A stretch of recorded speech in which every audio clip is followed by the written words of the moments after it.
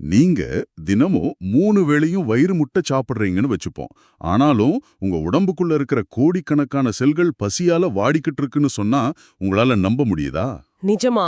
அது கேக்குறதுக்கு ரொம்ப முரண்பாடா தான் இருக்கும். கரெக்ட். வயிறு நிரம்புன பிறகும் எப்படி பசி இருக்கும்னு நீங்க யோசிக்கலாம். இதற்கான விடைய தான் இன்னைக்கு நாம இந்த ஆழமான அலசல்ல தேடப் போறோம். ஆமா, இது ரொம்ப முக்கியமான ஒரு தேடல். கண்டிப்பா. இதுக்காக நாம எடுத்துக்கிட்ட தரவுகள் ரொம்ப ஸ்ட்ராங்கானவ. ஒன்னு, ஐசிஎம்ஆர் என்ஐஎன் ரீசெண்டா ரிலீஸ் பண்ண இந்தியர்களுக்கான உணவு வழிகாட்டுதல்கள் 2024, அதாவது டயட்ரி கைட்லைன்ஸ் ஃபார் இந்தியன்ஸ். ரெண்டாவது பாத்தீங்கன்னா எஃப்எஸ்எஸ்ஐ அமைப்போட ஈட் ரைட் ஹேண்ட்புக். அப்புறம் மூணாவதா ஃபோர்ட்டிஃபைட் ஃபுட் பத்தின ஒரு விரிவான ரிப்போர்ட். இந்த 3 ரிப்போர்ட்டும் சேர்ந்து தான் இன்னைக்கு நம்மளோட பேசிக் ஃபவுண்டேஷன். எக்ஸாக்ட்லி. ஒரு சமச்சீர் உணவு, அதாவது பேலன்ஸ்ட் டயட் அப்படின்னா என்னங்கிறத எந்த விதமான மெடிக்கல் ஜார்கன்ஸும் இல்லாம ரொம்ப சயின்டிஃபிக்கா, ஆனா உங்களுக்கு ஈஸியா புரியுற மாதிரி இன்னைக்கு நாம அலச போறோம். நீங்க அந்த இன்ட்ரோல சொன்னீங்க பாத்தீங்களா, பசியால் வாடும் செல்கள் அப்படின்னு. அங்கிருந்து தொடங்குறது தான் ரொம்ப சரியா இருக்கும். ஏன்னா நம்ம ஊர்ல வயிறு நிரம்புறது வேற, உடம்புக்கு தேவையான ஊட்டச்சத்துக்கள் கிடைக்கிறது வேற அப்படிங்கறத நம்ம பெரும்பாலும் மறந்துடுறோம். Okay, let's unpack this. ஒரு சமச்சீர் உணவுன்னா என்ன? இப்போ நான் நிறைய பேர்கிட்ட பேசியிருக்கேன். அவங்க நான் ஒரு நாளைக்கு சரியா 2000 கேலரிஸ் தான் சாப்பிட்றேன், அதுக்கு மேல ஒரு பருக்க கூட எக்ஸ்ட்ரா சாப்பிட மாட்டேன், அதனால நான் ரொம்ப ஹெல்த்தியா இருக்கேன்னு சொல்லுவாங்க. ஆமா, நிறைய பேர் அப்படி நினைச்சிட்டு இருக்காங்க. இந்த கேலரி கணக்கு சரியா இருந்தாலே அது பேலன்ஸ்டு டயட் ஆகிடுமா? அதுதான் இன்னைக்கு இருக்கிற மிகப்பெரிய தப்பான புரிதல்.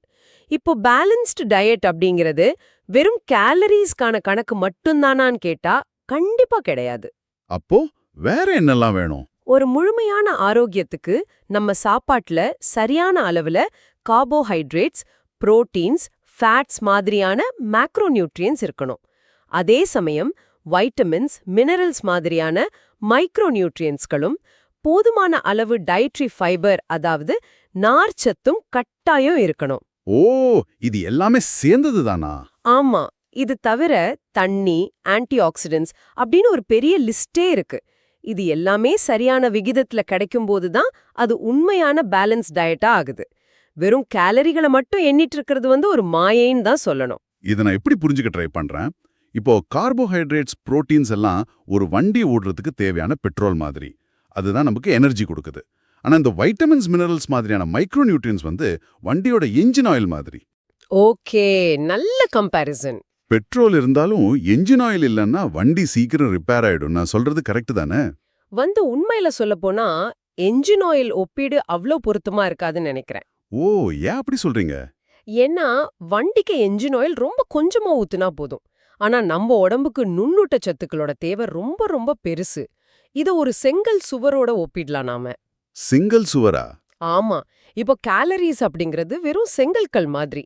வைட்டமின்களும் மினரல்களும் தான் அந்த செங்கல்களை ஒட்டி வைக்கிற சிமெண்ட். சிமெண்ட் இல்லாம நீங்க எவ்ளோ பெரிய சுவர் கட்டினாலும் அது பார்க்கறதுக்கு வேணா பெருசா இருக்குமே தவிர ஒரு சின்ன காத்து அடிச்சா கூட இடிஞ்சு விழுந்துரும். மனித உடம்பும் எக்ஸாக்டா அப்படிதான். வாவ், சிமெண்ட் அப்புறம் செங்கல், இது ரொம்ப கிளியரா புரியுது. சிமெண்ட் இல்லாத சுவர் மாதிரி தான் நம்ம உடம்பும் வீக் ஆகுதுன்னு சொல்றீங்க. கண்டிப்பா. இந்த ஊட்டச்சத்துக்கள் எல்லாம் சரியா இல்லைனா ஃபியூச்சர்ல டயட் ரிலேட்டட் நான் கம்யூனிகபிள் டிசீசஸ், அதாவது சுருக்கமா DRNCDs அப்படின்னு சொல்ற தொற்றா நோய்கள் வர அதிக வாய்ப்பு இருக்கு. தொற்றா நோய்கள்னா இந்த சர்க்கரை நோய், இரத்த அழுத்தம் அதெல்லாம் சொல்றீங்களா? ஆமா, அதுவே தான். டயபெட்டிஸ், ஹைப்பர்டென்ஷன், அப்புறம் இருதய நோய்கள் எல்லாமே இதுல வரும். இதுக்கெல்லாம் விதை எங்க போடப்படுதுன்னு நீங்க நினைக்கிறீங்க? இங்க ஒரு 40 வயசுக்கு மேல தப்பா சாப்பிடும்போதா? இல்லவே இல்ல. மனித வாழ்க்கையோட முதல் 1000 நாட்கள்ல தான் இதுக்கான விதை போடப்படுது. இத மருத்துவ உலகத்துல ஃபர்ஸ்ட் 1000 days of life அப்படின்னு சொல்லுவாங்க. ஒரு நிமிஷம், முதல் 1000 நாட்கள்னா குழந்தை பிறந்த முதல் 3 வருஷம் கணக்கு சொல்றீங்களா? இங்க தான் பலரும் ஆச்சரியப்படுவாங்க. அந்த 1000 நாட்கள் அப்படிங்கிறது ஒரு தாய் கருவுறும் அந்த முதல் நாள்ல இருந்து தொடங்குது. ஓ, பிரெக்னன்சி டைம்ல இருந்து வா? எக்ஸாக்ட்லி.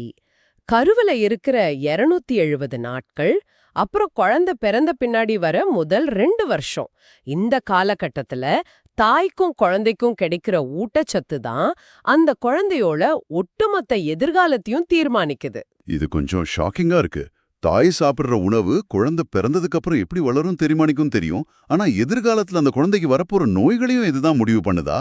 100% ஆமா. இத சயின்ஸ்ல ஃபீட்டல் புரோகிராமிங் அப்படின்னு சொல்லுவாங்க. ஒரு தாய் கர்ப்பமா இருக்கும்போது அவங்களுக்கு சரியான அளவுல ஊட்டச்சத்து கிடைக்கல அப்படின்னா கருவுல இருக்கிற குழந்தையோட உடம்பு ஒரு ஸ்டார்வேஷன் மோடுக்கு, அதாவது வறுமை நிலைக்கு தன்னை தயார்படுத்திக்கும். வறுமை நிலைக்கு தயார்படுத்திக்குமா? கொஞ்சம் புரியுற மாதிரி சொல்லுங்களேன். அதாவது குழந்தையோட கணையம், பாங்க்ரியாஸ்னு சொல்றோம் இல்லையா, அதுவும் கல்லீரலும் ரொம்ப குறைவான உணவு வச்சுக்கிட்டு எப்படி உயிர் வாழறதுன்னு பழகிடும். அந்த குழந்தை பிறந்து ஒரு 30 அல்லது 40 வயசுல நிறைய ஸ்வீட்ஸோ இல்ல கார்போஹைட்ரேட்ஸோ சாப்பிடும்போது அந்த உடம்பால அதை ஹேண்டில் பண்ண முடியாது. இதுதான் மெட்டபாலிக் சிண்ட்ரோம் அப்படிங்கிற ஆபத்தான நிலைக்கு கொண்டு போகுது. வெயிட், ஒரு நிமிஷம் இருங்க. அப்ப நீங்க என்ன சொல்றீங்கன்னா, ஒரு தாய் தன் கர்ப்ப காலத்துல 30வது நாள்ல சாப்பிடுற சாப்பாட்டுல இருக்கிற குறைபாடு அந்த குழந்தை 40 வயசுல சர்க்கரை நோயாளியா மாறுறதுக்கான கோடிங் எழுதுதுன்னு சொல்றீங்களா? ஆமா, இது கேட்கவே ரொம்ப பயமா இருக்கே. பயமா இருந்தாலும் அதுதான் அறிவியல் உண்மை. அதனால தான் எந்த ஒரு ஒற்றை உணவுலையும், அதாவது சிங்கிள் ஃபுட்ல எல்லா சத்துக்களும் இல்லைங்கிறத நம்ம முழுசா உணரணும். தாய்ப்பாலை தவிர வேற எந்த உணவும் 100% முழுமையானது கிடையாது. ஓகே. அதனால தான் ஐசிஎம்ஆர் என்ஐஎன் வழிகாட்டுதல்கள் டயட்டரி டைவர்சிட்டி, அதாவது சாப்பாட்டுல பன்முகத்தன்மை எவ்வளவு அவசியம்னு திரும்ப திரும்ப வலியுறுத்துறாங்க. சரி, இது எல்லாமே தியரியா புரிஞ்சுக்க ரொம்ப நல்லா இருக்கு. உடம்புக்கு என்னென்ன தேவை, எங்கிருந்து ஆரம்பிக்குதுன்னு பார்த்துட்டோம். ஆனா இது நீங்க கேட்குற நேயர்களுக்கும் எனக்கும் பிராக்டிக்கலா எப்படி யூஸ் பண்றதுன்னு சொல்லணும். நாம தினமும் வீட்ல சாப்பிட்ற தட்டுல இந்த சத்துக்கள் எந்த விகிதத்துல இருக்கணும்? அதுக்கான ரொம்ப தெளிவான விடைதான் ஐசிஎம்ஆர் என்ஐஎன் பரிந்துரை செய்ற my plate for the day உணவுத்தட்டு. My plate for the day. ஆமா, ஒரு நாளைக்கு சராசரியா 2000 கேலரி எனர்ஜி தேவைப்படுற ஒரு நபருக்கு தட்டை எப்படி பிரிக்கணும்னு அவங்க சொல்றாங்க. இப்போ நீங்க உங்க தட்டை மனசுக்குள்ள கற்பனை பண்ணிக்கோங்க. ஓகே, பண்ணிட்டேன். அந்த தட்டுல சரி பாதி, அதாவது 50% காய்கறிகள் இருக்கணும். அதுவும் நான் ஸ்டார்ச்சி வெஜிடபிள்ஸ், அப்புறம் கிரீன் லீஃபி வெஜிடபிள்ஸ்னு சொல்ற கீரை வகைகள், வேர்கள் அல்லது கிழங்குகள், அப்புறம் பழங்கள் இருக்கணும். ஒரு நிமிஷம் நிறுத்துங்க. தட்டுல சரிபாதி காய்கறிகளா? ஆமா, பாதி தட்டு காய்கறிகள் தான். சாதத்தை குறைச்சி காய்கறி நிறைய சாப்பிட்டா எனக்கு 1 மணி நேரத்துல பசி எடுத்துடுமே. இப்ப எங்க தாத்தா பாட்டி எல்லாம் தட்டு நிறைய மலை மாதிரி சாதம் சாப்பிட்டாங்க. ஓரங்கள்ல கொஞ்சமா 1 ஸ்பூன் காய்கறியும் கொஞ்சம் ஊறுகாயும் தான் வைப்பாங்க. அவங்க 80 வயசு வரைக்கும் ரொம்ப ஸ்ட்ராங்கா உழைச்சாங்களே. நான் தினமும் பாரம்பரியமான வீட்டு சாப்பாடு தான் சாப்பிட்றேன். அது எப்படி தப்பாகும்? இது ரொம்ப நியாயமான மிகச்சிறப்பான கேள்வி. ஆனா நாம பாரம்பரியமா சாப்பிடுறதா நினைச்சிட்டு இருக்கிற இந்த முறை நம்மளோட இன்றைய வாழ்க்கை முறைக்கு கொஞ்சமும் பொருந்தாத ஒன்று. ஏன் அப்படி சொல்றீங்க? உங்க தாத்தா பாட்டி வயல்ல இறங்கி 8 மணி நேரம் கடினமா உடல் உழைப்ப கொடுத்தாங்க. அதை எரிக்கிறதுக்கு அந்த அதீத கார்போஹைட்ரேட் அவங்களுக்கு எரிபொருளா தேவைப்பட்டுச்சு. ஆனா இன்னைக்கு நீங்க என்ன பண்றீங்க? நாள் முழுக்க ஏசி ரூம்ல சேர்ல உட்கார்ந்துட்டு இருக்கீங்க. இது ஒரு செடென்டரி லைஃப் ஸ்டைல். கரெக்ட் தான். லேப்டாப் முன்னாடி உட்காந்து கீபோர்டு தட்டுறது தான் என்னுடைய மிகப்பெரிய உடல் உழைப்பு. பாத்தீங்களா? அதனால தான் ஐசிஎம்ஆர் என்ஐஎன் ரொம்ப கிளியரா சொல்றாங்க, மீதமுள்ள தட்டோட பாதியில அதிகபட்சம் 45% கலோரிகள் மட்டுமே சீரியல்ஸ் அண்ட் மில்லட்ஸ், அதாவது தானியங்கள் அப்புறம் சிறுதானியங்கள் மூலமா வரணும்னு. அப்போ 45% தான் கார்ப்ஸ் இருக்கணுமா? ஆமா, அதுலயும் குறிப்பா அந்த தானியங்கள்ல 20ல இருந்து 30% வரைக்கும் கட்டாயம் சிறுதானியங்கள் இருக்கணும். அதாவது நியூட்ரி சீரியல்ஸ்னு சொல்ற கம்பு, கேழ்வரகு, சோளம் மாதிரியானவ. வெறும் வெள்ளை சாதத்தை மட்டுமே நம்ம நம்பி இருக்க கூடாது. அப்போ சாதம் அல்லது கோதுமையோட அளவை 45%க்கு வெகுவா குறைக்கணும்னு சொல்றீங்க. சரி, மீதி இருக்கிற புரதத்துக்கு புரோட்டீனுக்கு என்ன பண்றது? உணவோட காலரிகள்ல மீதமுள்ள 15% புரோட்டீன்ஸ்க்காக பருப்பு வகைகள் எடுக்கலாம். அதாவது பல்சஸ், பீன்ஸ். இல்ல நீங்க அசைவ பிரியர்களா இருந்தா இறைச்சி, முட்டை மூலமா அந்த புரோட்டீனை கொண்டு வரலாம். சரி, எனக்கு இதுல இன்னொரு மாற்று வழி தோணுது. என்னது அது? நான் வழக்கம் போல 3/4 தட்டு சாதமே சாப்பிட்றேன். ஏன்னா இவ்ளோ காய்கறி வாங்கவோ இல்ல உட்காந்து சமைக்கவோ எனக்கு நேரம் இல்ல. அதனால அப்படியே கொஞ்சம் ஊட்டச்சத்து குறைஞ்சாலும் தினமும் காலையில ஒரு மல்டி வைட்டமின் மாத்திரை போட்டுக்கிட்டா கணக்கு சரியாகிடுமே. நீங்க சொன்ன சிமெண்ட் பேக்கை நான் தனியா வாங்கி கொட்டிக்கிறேன். இல்ல, இது பலரும் செய்யற மிகப்பெரிய தப்பு. மாத்திரைகள் ஒருபோதும் உணவுக்கு மாற்று கிடையாது. நீங்க சப்ளிமெண்ட்ஸ் எடுக்கலாம், ஆனா அது உணவாகாது. ஏன்? மாத்திரையிலயும் அதே வைட்டமின் தானே இருக்கு. காய்கறிகள் மற்றும் பழங்கள்ல வைட்டமின்கள் மட்டும் கிடையாது. அதுல பயோ ஆக்டிவ் சப்ஸ்டான்சஸ், அப்புறம் ஃபைட்டோ நியூட்ரியன்ஸ் அப்படின்னு சொல்ற எண்ணற்ற நுண்வேதி பொருட்கள் இருக்கு. இதெல்லாம் மாத்திரையில கிடைக்காது. ஒரு நிமிஷம், ஃபைட்டோ நியூட்ரியன்ஸா? இது கொஞ்சம் மெடிக்கல் டர்ம் மாதிரி இருக்கே. இது காய்கறிகளோட நிறத்தை குறிக்குதா? இது கொஞ்சம் ஈஸியா சொல்ல முடியுமா? கண்டிப்பா. ஃபைட்டோநியூட்ரியன்ஸ் அப்படிங்கறத செடிகளோட நோய் எதிர்ப்பு சக்தின்னு சொல்லலாம். இப்போ ஒரு தக்காளி ஏன் சிவப்பா இருக்கு, ஒரு கத்திரிக்காய் ஏன் ஊதா நிறத்துல இருக்கு? இதுக்கு காரணமே இந்த ஃபைட்டோநியூட்ரியன்ஸ் தான். செடிகளை வெயில்ல இருந்தும் பூச்சிகள்ல இருந்தும் காப்பாத்துறது இதுங்க தான். ஓ, அதோட டிஃபென்ஸ் சிஸ்டம் மாதிரி. எக்ஸாக்ட்லி. இத நாம சாப்பிடும்போது அந்த பாதுகாப்பு நம்ம செல்களுக்கும் கிடைக்குது. இது எல்லாமே ஒன்னு சேர்ந்து செயல்படும் போதுதான் உடம்புக்கு முழுமையான பலன் கிடைக்கும். இத சினர்ஜின்னு சொல்லுவாங்க. ஓகே. பிரமிட பின்பற்றி காய்கறிகளை தாராளமா உண்ண வேண்டும், அதாவது ஈட் லிபரலி அப்படின்னும், தானியங்களை அளவா உண்ண வேண்டும், ஈட் adequately அப்படின்னும் சொல்றாங்க. அப்போ எதை கம்மியா சாப்பிடணும்? ஹை ஃபேட், சுகர், சால்ட், சுருக்கமா HFSS உணவுகளை மிக குறைவா உண்ண வேண்டும், ஈட் ஸ்பேரிங்லி அப்படின்னு வழிகாட்டுறாங்க. இப்போ நான் எல்லாத்தையும் கனெக்ட் பண்ணி பார்க்கறேன். நாம தட்டுல நிறைய சாதத்தையும் ரொம்ப கம்மியான காய்கறிகளையும் வைக்கிறதால வயிறு நிரம்பினாலும் உடம்புக்கு தேவையான இந்த ஃபைட்டோ நியூட்ரியன்ஸும் வைட்டமின்களும் கிடைக்காம போகுது. இதைத்தான் நம்ம ஆரம்பத்துல கொக்கியா சொன்ன மறைமுக பசி, ஹிடன் ஹங்கர் அப்படின்னு சொன்னீங்களா? சரியா சொன்னீங்க. அதுதான் ஹிடன் ஹங்கர் அல்லது மைக்ரோ நியூட்ரியன்ட் மால் நியூட்ரிஷன், அதாவது நுண் ஊட்டச்சத்து குறைபாடு. ரைட். ஒரு மனிதர் போதுமான அளவு கேலரிஸ் எடுத்தாலும் உடல் பருமனாவே இருந்தாலும் கூட அவரோட சாப்பாட்டுல iodine, iron, zinc, vitamin A, B12, folic acid மாதிரியான அத்தியாவசிய தாதுக்கள் இல்லாததால ஏற்படுற நிலை இது. பசிங்கிற உணர்வு வெளியில இருக்காது, ஆனா உள்ள செல்கள் மூச்சு திணறிக்கிட்டு இருக்கும். இதை பத்தின FSSAI தரவுகளை நான் படிக்கும்போது எனக்கு உண்மையில ரொம்ப அதிர்ச்சியா இருந்துச்சு. இந்தியாவில் 58.4% குழந்தைகளும், அதாவது 6 இருந்து 59 மாதங்கள் வரையிலான குழந்தைகள், அப்புறம் 53.1% பெண்களும் அனீமியா, அதாவது ரத்த சோகை நோயால பாதிக்கப்பட்டிருக்காங்க. ஆமா, இது ரொம்ப கவலைக்குரிய விஷயம். நம்ம சுத்தி இருக்கிற 2ல ஒரு குழந்தை அல்லது பெண்ணுக்கு இரும்புச்சத்து இல்ல. இது சாதாரணமா சோர்வை மட்டும் தர்றது கிடையாது தானே? நிச்சயம் கிடையாது. இரும்புச்சத்து குறைபாடு அப்படிங்கிறது மூளை வளர்ச்சியை நேரடியாக பாதிக்கக்கூடிய ஒண்ணு. நரம்புகளுக்கு செல்ற ஆக்சிஜன் அளவு குறையும் போது ஒரு குழந்தையோட கற்கும் திறன், அதாவது காக்னிட்டிவ் ஃபங்க்ஷன் நிரந்தரமா பாதிக்கப்படுது. வாவ், நிரந்தரமாவா? ஆமா, இது ஹிடன் ஹங்கரோட ஒரு முகம் மட்டும்தான். இன்னொரு பக்கம் பாத்தீங்கன்னா, நாம சாப்பிடுற உணவோட தரம் எப்படி மெட்டபாலிக் இஷ்யூஸை உருவாக்குதுன்னு பார்க்கணும். நாம அதிகமா சாப்பிடுற அல்ட்ரா ப்ராசஸ்ட் ஃபுட்ஸ், சுருக்கமா UPFs, அப்புறம் ஹை GI மற்றும் ஹை GL இருக்கிற உணவுகளை பத்தி நாம கட்டாயம் பேசி ஆகணும். இப்போ இந்த கிளைசமிக் இண்டெக்ஸ், கிளைசமிக் லோட், இத நிறைய இடத்துல நம்ம கேள்விப்படுறோம். இது என்னன்னு கொஞ்சம் கிளியரா விளக்குங்களேன். கண்டிப்பா. கிளைசமிக் இண்டெக்ஸ், அதாவது GI அப்படிங்கிறது ஒரு உணவை சாப்பிட்ட உடனே அது எவ்வளவு வேகமா நம்ம ரத்தத்துல சர்க்கரை அளவை, குளுக்கோஸை ஏத்துது அப்படிங்கிறதுக்கான ஒரு அளவுகோல். ஓகே, அப்போ லோடுனா? கிளைசமிக் லோட் அல்லது GL அப்படிங்கிறது அந்த உணவுல எவ்வளவு கார்போஹைட்ரேட் இருக்கு அப்படிங்கிறதையும் சேர்த்து கணக்கிடுறது. இப்போ நாம வெள்ளை சாதம், மைதா, இனிப்புகள் மாதிரியான ஹை GI உணவுகளை அதிகமா சாப்பிடும்போது ரத்தத்துல சர்க்கரை அளவு ராக்கெட் வேகத்துல அதிகரிக்குது.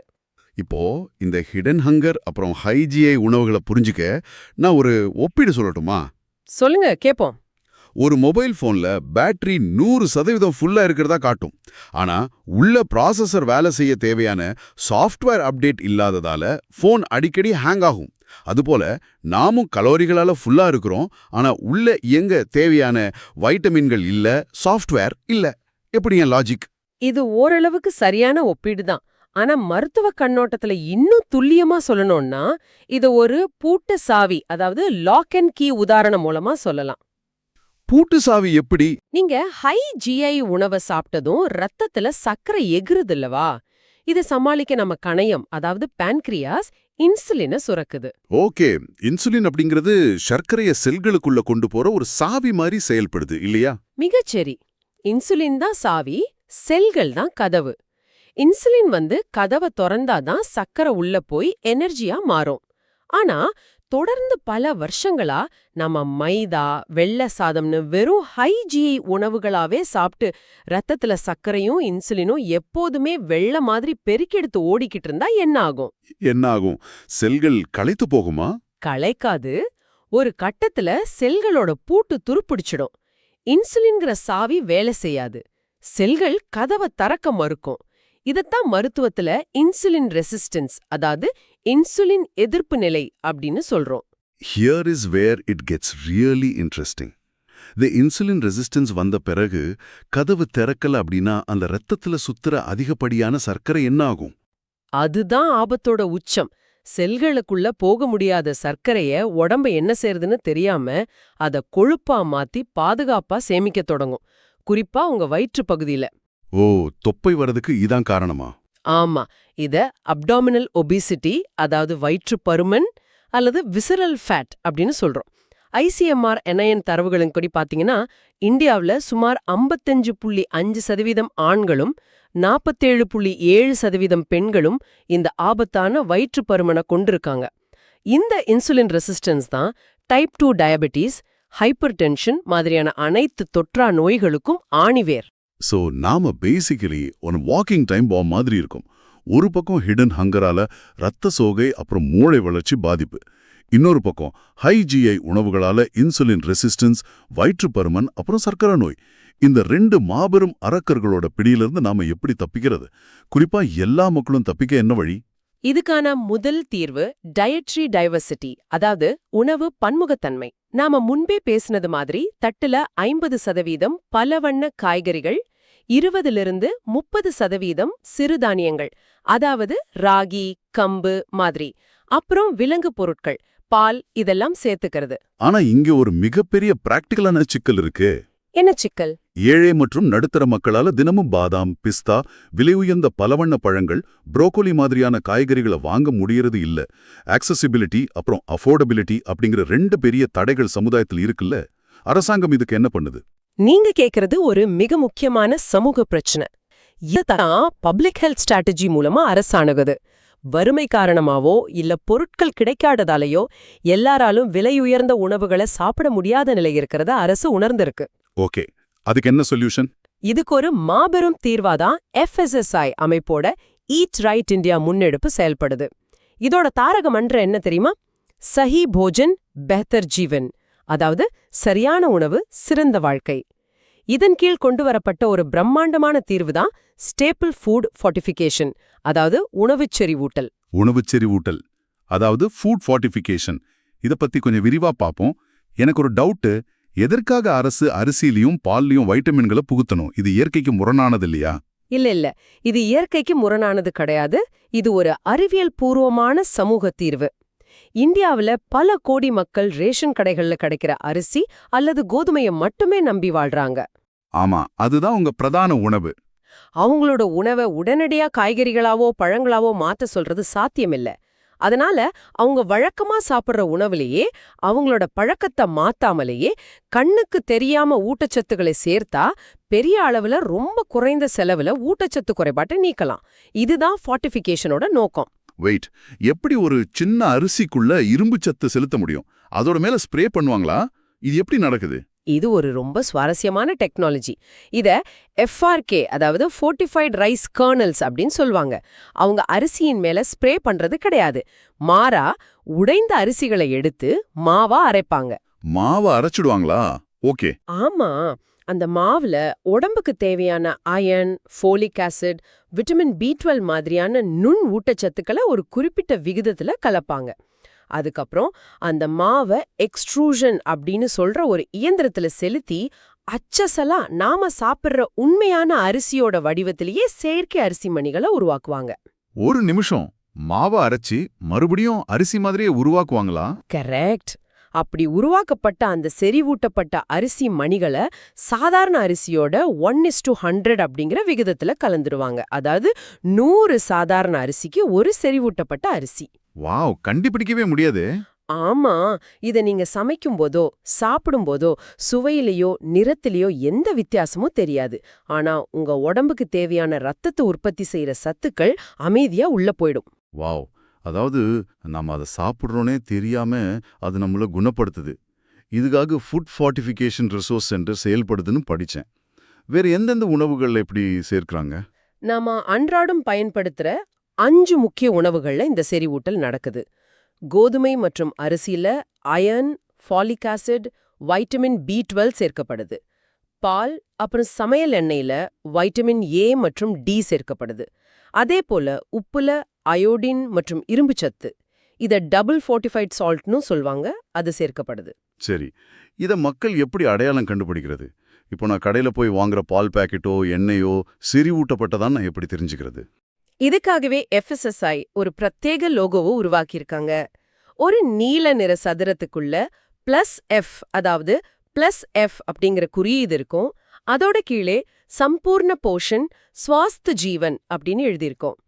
இந்த லோகோ இருக்கிற பொருட்களை வாங்குறது மூலமா நீங்க கூடுதல் வைட்டமின்களையும் தாதுக்களையும் பெறுறீங்கன்னு அர்த்தம். ஓகே, இன்னைக்கு நாம விவாதிச்ச விஷயங்களை ஒரு சுருக்கமா பார்த்துடலாம். ஒரு சமச்சீர் உணவு அப்படிங்கிறது வெறும் 2000 கலோரிகளால வயிறு நிரப்புறது மட்டும் கிடையாது, அது நம்ம செல்களுக்கு தேவையான ஊட்டச்சத்தை கொடுப்பது. முதல் ரூல், தட்டுல கார்போஹைட்ரேட்ஸ் அளவை 45% குறைச்சு அதுல சிறுதானியங்களை சேர்க்கணும். கரெக்ட். இரண்டாவது தட்டுல 50% பல வண்ண காய்கறிகளை வச்சு அந்த சிமெண்ட் எனப்படும் ஹிடன் ஹங்கரை ஒழிக்கணும். மூணாவது, மைதா, வெள்ளை சக்கரை மாதிரியான ஹை ஜிஐ உணவுகளை தவிர்த்து இன்சுலின் அப்படிங்கிற சாவியை துருப்பிடிக்க விடாம இன்சுலின் ரெசிஸ்டன்ஸை தடுக்கணும்.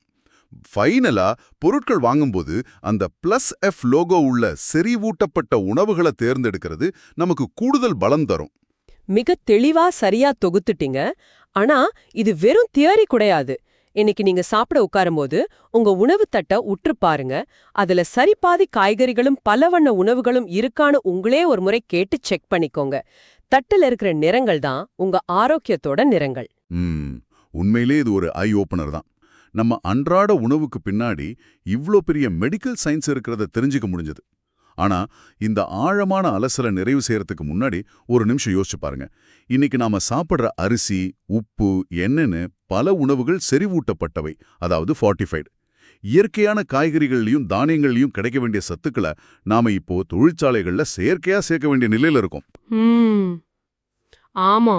ஒருவேளை பல தசாப்தங்களா ரசாயன உரங்களை பயன்படுத்தினதாலையும் தீவிர விவசாயத்தாலையும் நம்ம விவசாய நிலங்களோட மண்ணிலேயே இன்னைக்கு ஊட்டச்சத்துக்கள் முற்றிலுமா குறைஞ்சிடுச்சா? அப்படியென்றால் வருங்கால தலைமுறையினர் தங்களோட அடிப்படை மூளை வளர்ச்சிக்காக இயற்கையான உணவுகளை விட இதுபோல லேப்ல வைட்டமின்கள் ஏற்றப்பட்ட உணவுகளை மட்டுமே முழுமையா நம்பி இருக்க வேண்டிய கட்டாயம் வருமா? வயிறு நிரம்பியும் செல்கள் பசியால வாடுற இந்த முரண்பாடு இயற்கையிலிருந்து நாம எவ்வளோ தூரம் விலகி வந்துட்டோம் அப்படிங்கறதோட எச்சரிக்கையா? இந்த சிந்தனையோட இன்றைய தேடலை நாம நிறைவு செய்வோம்.